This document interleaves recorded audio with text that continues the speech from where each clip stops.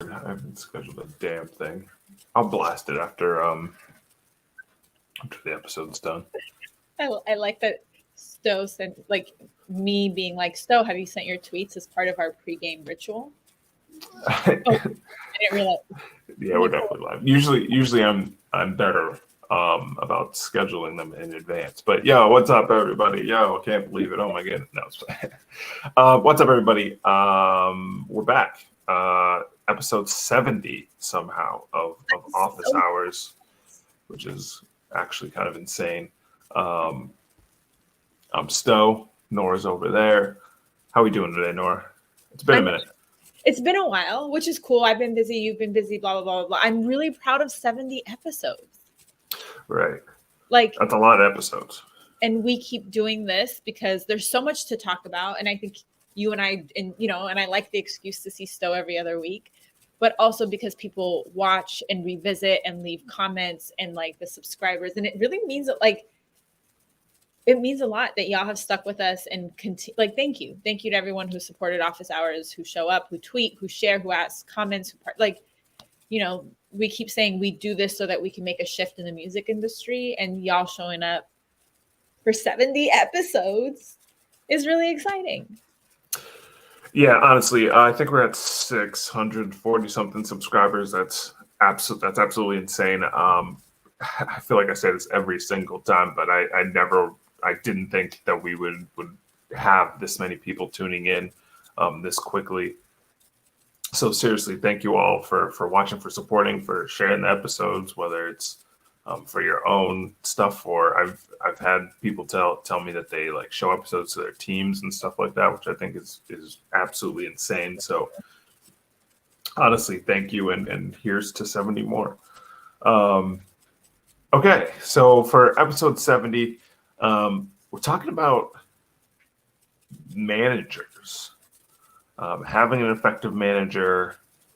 We're gonna kind of dive deep into that part, I guess, in a second. But I think it's first important to like define the difference between a manager, an A&R, and all the other things, right?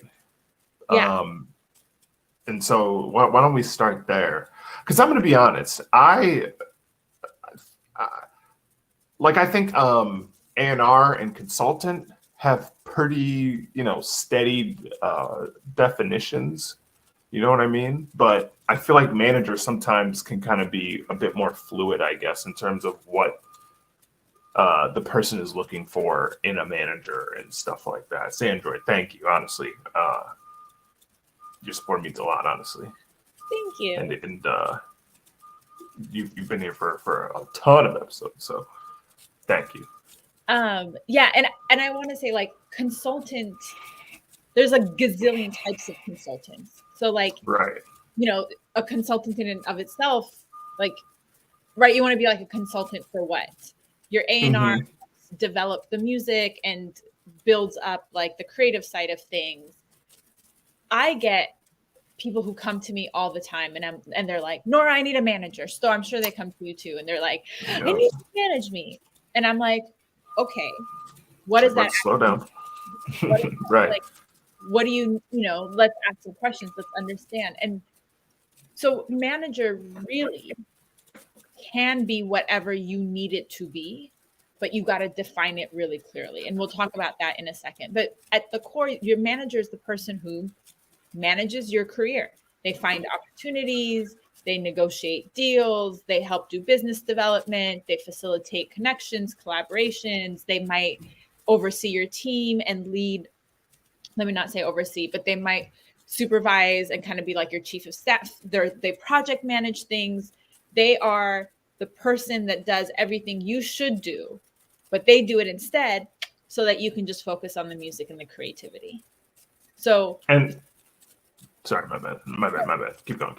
Well, I was going to say, and for every artist, that's going to look different depending on where you're at in your career and what you need. And that's why, rather than saying I need a manager, really making a list of here's all the things that I need help with is a much more effective way. And we talk about this a little bit in the Building Your Team episode. But if you backwards, it helps you make sure that you're on the same page with whoever is on your team, but that you're hiring the people that you need to have on your team, rather than saying, oh, I need a manager, but you really need a social media person. Or, oh, I need a manager, but you're not booking any shows and there's nothing to manage yet. And you just have to do some more grind. So that's kind of the big picture of it. But I think Sto, you were going to say something. No. You literally said what I was going to say. It's just, it looks different for each creative. And that's why it's like, even some of this discourse that's been going on in social media these last couple of weeks, which obviously has been going all types of different directions.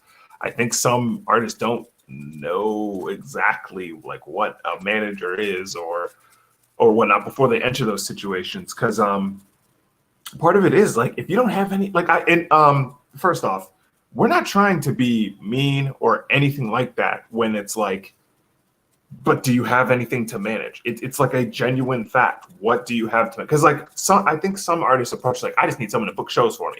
It's like, well, you need a booking manager, or to do your own research.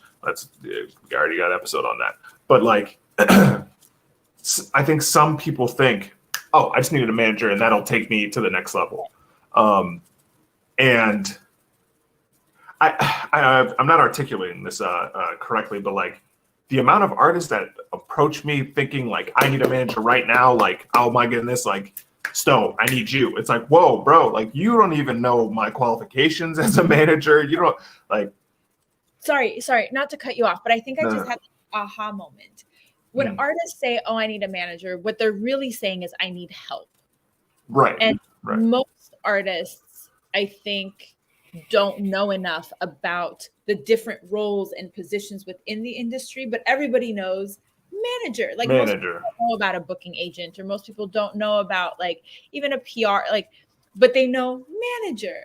And so that's what I think a lot of artists, when they say I need a manager, it's because they don't know anything else. And it's their way of saying you need help. And yes, we're not saying y'all don't need help. You need help. You should always ask for help. But if you break down the tasks and say, then you can get specific about what you need this person to do, or the kind of manager you need them to be, or what you should be doing yourself right now, and what your expectations are of a manager. Because if you think you're going to hire a manager and then overnight be like blown up, so yeah, sorry, I didn't mean to cut you off. But I just had this like aha moment of, I need a manager is another way for artists to really say I need help, but not have the information to be more specific about the kind of help that they need.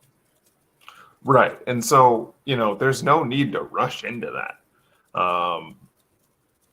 Because another thing I'm realizing is a lot of the artists are like, I need a manager. Like, y'all don't have the budget for a manager like that. Like, you still have to pay that manager. I honestly think that some artists do not think that they have to pay their manager unless it's on a percentage type stuff, which unless it's on a contract, like. Let's talk about that. Yeah. Let's talk about that. So like traditionally, managers get 10 to 20% of what an artist earns. So a manager is saying, look, I'm going to do all this front end work. And when you book a show, I get 20%. When you get a deal, I get 20%. When you get an endorsement, I get 20%. When you're like whatever you've negotiated with your artist, the manager gets the percentage. Right. That's the traditional way. It's not the only way that a manager can get money, but that means you and your manager should also be having those money conversations about how do they get paid. That's oftentimes like the difference between having a manager, a consult, like Sto and I are consultants. Yep. We get a flat fee, but we don't touch anything off of your merch, your shows, your deals, sales, label dealings, coach you through how to get that deal. Yeah, we don't touch any of that, but you're paying us for our time, not for your own output. You might have a staff person, right? You might have like a social media person. That person is your staff or an independent contractor. You're paying them for the service that they're providing for you. And that's per hour or per project or whatever you work out. Because a manager is working so much in everything, right? And they're working on things that don't always have a direct cash outcome. Essentially what you're saying, the manager is saying, is I will build you up to be this person that can then generate income, and we will share the profits of that together. Right. That's like, I mean, some of this might be basic for some of our like more advanced viewers, but I really want to make sure everyone understands like those are the foundations. What we're seeing now is people are creating management deals that are more upfront, more kind of salary based. So you also have options, but that's something you should for sure talk about and have a contract about, and make sure that that contract clearly spells out like where the money comes from, what is included and not included in that percentage. Is there a sundown deal if you and your manager split ways? There's all these kind of legal things. And if y'all have questions about that, put it in the comments or in the chat right now, and we can always answer them in the future. I don't want us to get too nitty gritty. But Sto, what's your take on the financial, like how do you fund a manager question? Right. So I think like pretty much both of your methods I think are the way to go. I just want to double down on those conversations, those money conversations, and even the bigger picture of it all. Like that has to be talked about on a deeper level, not just on some, hey bro, can you be my manager? Yeah, bro, sure. Like I genuinely think some artists like think that that's how stuff like that works. Like you can't just be doing some DM stuff, okay? Because we've seen this a ton, whether it's underground or mainstream. We've seen artists come out and feel that they've been played by their managers and stuff like that. So, whatever you decide the method of compensation is, it is so important that you sit and talk about all the different, and we already have an episode on this. Like we negotiations, contracts, I think those are 2 separate episodes. And so making sure you have those conversations beforehand is super important, because again, both parties can win here. It's not a artist versus manager thing. It can be a thing where everybody wins, but communication has to happen. You two working as a team has to happen. It really is like one of the most symbiotic relationships. The artist thrives, so the manager eats. The manager makes sure the artist is eating, so the manager, like, it really is the most symbiotic relationship. So, okay, because I get people, so they don't ask me any questions. They just slide in the DMs and be like, yeah, like legit, like it's which cool. crazy. Thank you, humbled, appreciate it. We've never talked before. Like, how ever. do we 0 to 100? You don't even know what you just followed me like 2 seconds ago, but all right.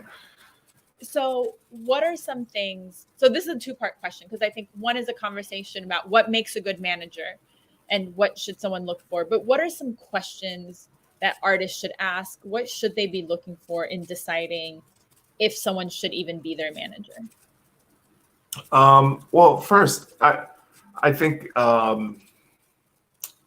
artists' like inclination is to be like, who have you worked with?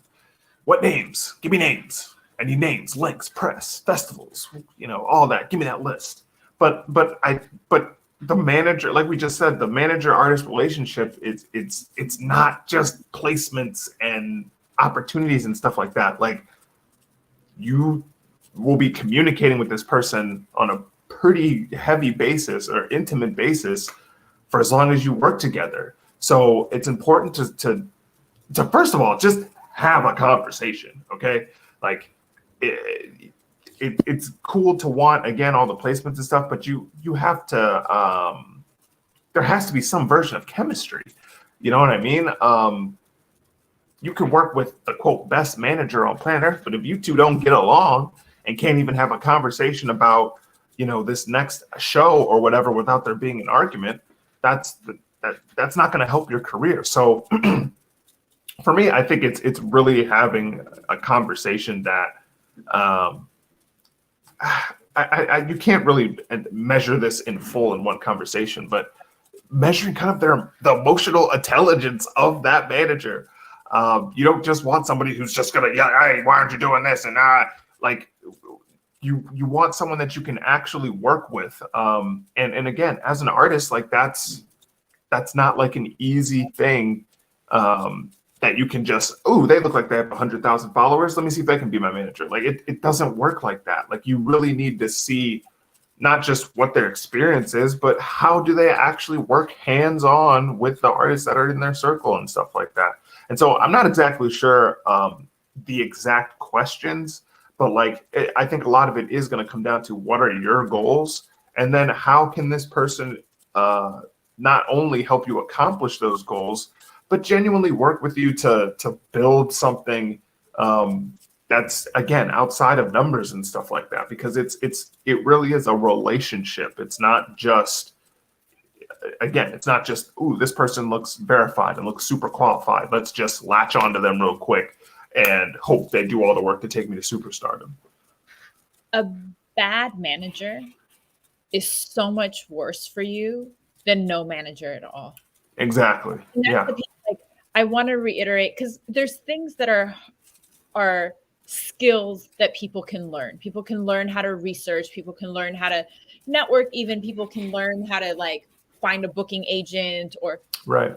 certain things, right, that are the psychosocial, emotional piece. Does your manager know how to talk to people? Does your manager know how to communicate who you are to a public audience? Like, these are kind of like soft skills, right? Does your manager understand how you think and operate so that they can best support you? I've worked with artists where their manager has fucked up deals for them. Oh, yeah. I can't tell you. It's kind of like, we probably both have stories. Yeah, like, and so you want to make sure that you're finding someone who's aligned. And so when you're looking for a manager, obviously you want someone who has a good track record. Right. And you perfectly okay to ask, who have you worked for and what have you done with them? Because people will also be like, oh, I worked with X artist, but they were like the PA on a video shoot. Which, yeah, you work with them, but that's not. Yeah, you put in the work, but like, you know what you're doing. Like, you really want to ask some of those nitty gritty questions. You want to ask about how they do things. What's their process? So, hey, one of my goals is to do X, Y, and Z. How would you help me do that? So you get a sense of how they think and how they work, right? That's where you can be really honest about yourself. I really struggle with social media. I hate posting, but I know it's important. How would you help me problem solve that? Perfectly okay to ask about their networks and their relationships, right? You're not going to be like, who do you know? But you can ask about how do you build relationships and how will you get me to the spaces I want to be in? It's an interview. And I think a lot of times people will be like, oh, that's my boy. We grew up together, so he's managing me. Cool. Nothing wrong with that. Nothing wrong with that. And is that what you want forever? Is that what you want? You know, is it right for you still today? Does maybe if that's the case, you want to make sure that that manager gets training or support so that they build the skills in addition to the trust. Like, I always, the relationship between artist and manager is so intimate because eventually your manager is going to speak for you. They're going to answer interview questions in your voice. They're going to emails, they got emails, like, dealing with fans. They really are a unique person, but they got to be able to know, channel you, know you, anticipate you.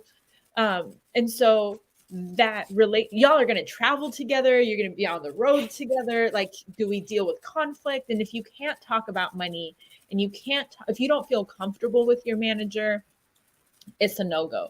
You also want to make sure y'all share the same values. Because if your manager is like on some fuck shit and you're like, no, but they represent you, so you have to be wary of that, because again, Nora made a really good point. It's like, for a lot of you that are looking for managers and stuff like that, you're looking for them to communicate to some of these bigger channels that, like, a lot of you think that the manager has access to. But if the manager is messing up your voice, isn't representing you correctly, or is just a scumbag, and they're attaching your name to what they're doing, saying, and stuff like that, of course, it makes the manager look bad, but it makes you look bad as well.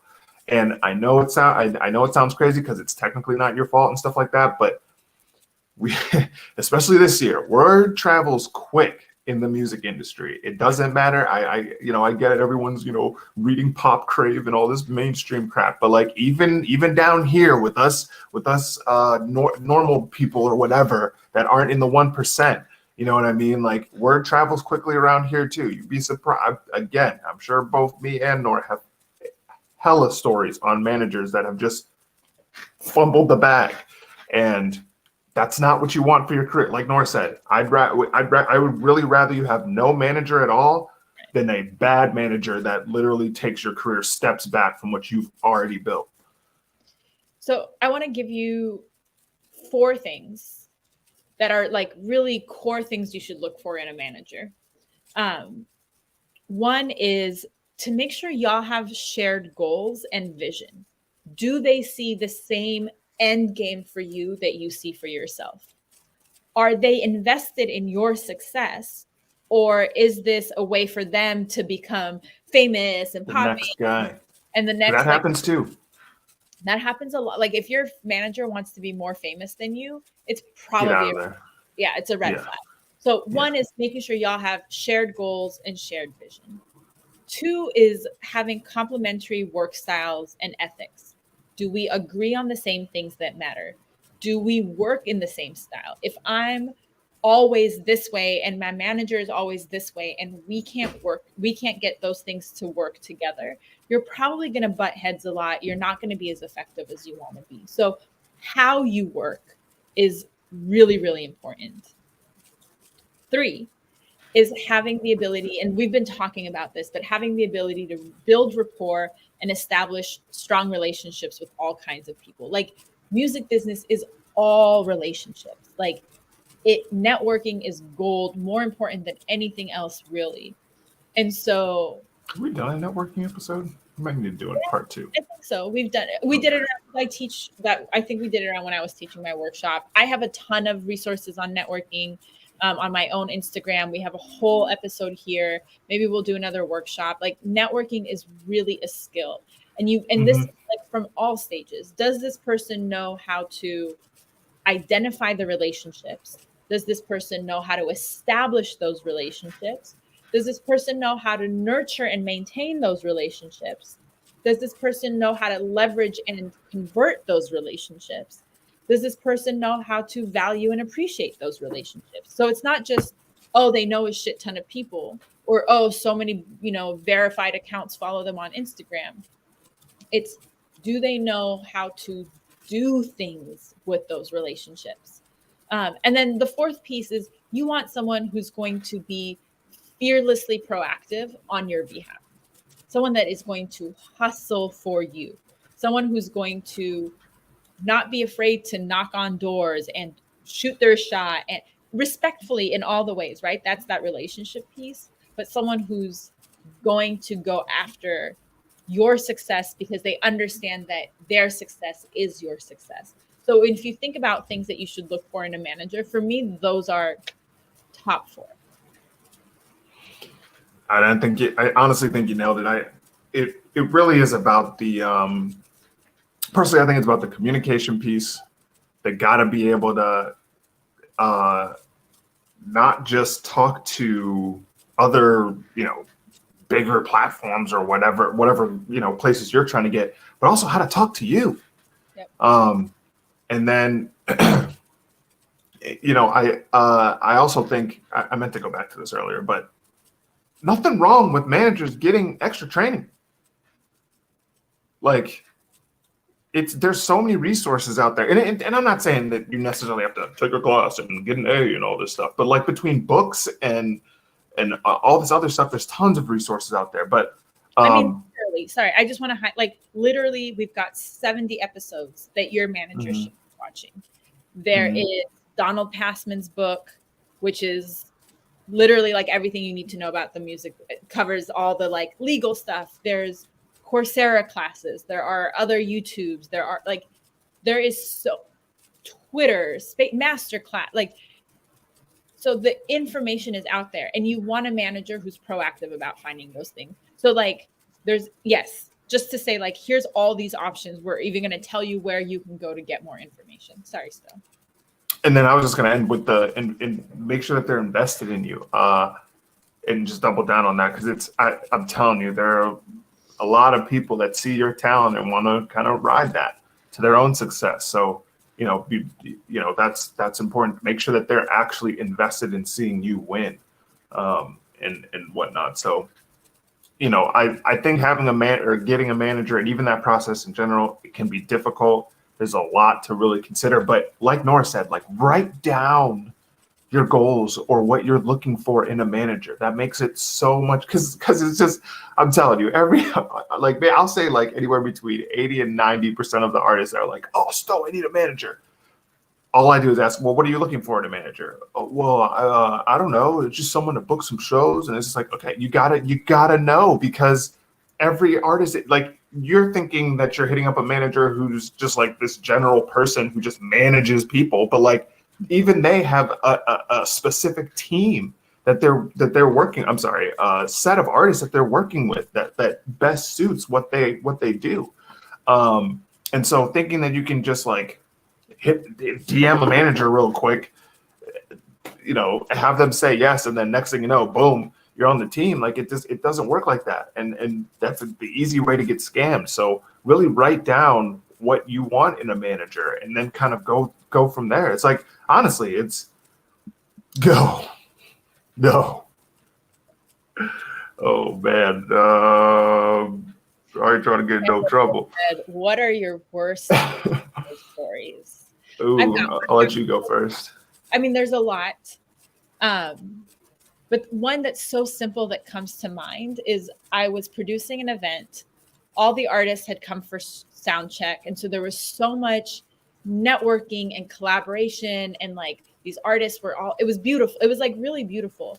And this one artist who's relatively newer, their manager showed up with sound check and just did not read the room, did not read the vibe, made all kinds of demands. And it just wasn't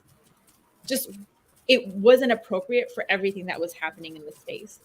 On top of that, the manager insisted on keeping the artist away from everybody. So all this artist had to do was space and vibe. They could have gotten connection, collab, like all this beautiful stuff could happen. But because the manager was intent on performing like what they thought like stardom should look like, or exclusive, and no one was on that level. Like, this was such a like VIP-less, ego-less space. The manager in that moment fucked up all kinds of opportunities for the artist. But then we also, as an event, were like, we can't bring them back. Right. Because it was difficult to work with. Like, and I know people, I want to give this caveat because people get called difficult for simple things. I'm not saying they were difficult because they were asking for like basics. They were being difficult because of like difficult things. Right. Yeah, but they didn't get invited back. And so when I say like a bad manager is worse for you than no manager than at all, that's who I think about. Mm-hmm. Because that manager just messed up all kinds of opportunities for that artist in one night, by letting ego get in the way of all the other stuff. Mm-hmm. Your turn. The quick one I'll throw in is the manager who like tagged or who like emailed pretty much, I swear, almost everybody on planet Earth that's in the music, at least the independent underground industry, and like didn't like blind carbon copy anybody. And oh man, like when I say I felt this is when I felt bad for them, because this is like, maybe you made a mistake, like didn't mean to do that, but like that's probably still to this, that was like maybe 7 years ago now, but it's still it's stuck in my head. But the other one is always the shows. It's always the shows where you start to see like the worst. But I don't see anything wrong necessarily with a manager performing and doing music and like doing their own thing. I have no problem with that. But the problem comes in when it's like they're getting super drunk and like I mean, not to say that they were blackout or anything like that, but like they were drunk enough to where like the performance wasn't great.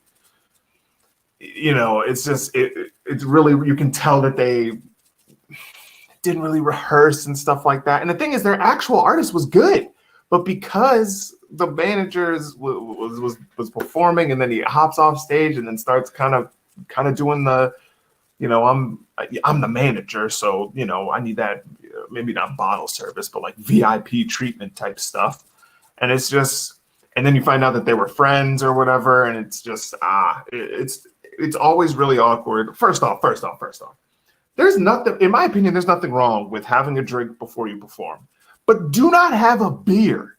Don't do that. That's an awful idea. I don't understand how cats will smoke a cigarette in the back, drink a beer, and have it halfway done on stage and then keep performing. Don't do that. When I'm managing, I'm at work. Yeah. Like the club, the show, that's not fun time. That's work time. So I want to be in my best mental state. I never understood managers who are like, no judgment, do what you do, but like, I can't be high and working. I can't. Right. Like, and so, because also your manager needs to be prepared to deal with whatever situations might arise. And that might be safety situations, that might be crises, like anything that can happen on the road. So that's always, again, not judging it, not knocking it if like you want to have a drink or you want to smoke, but you want a manager who can be even keeled and respond well to crisis and putting out fires, because that stuff comes up.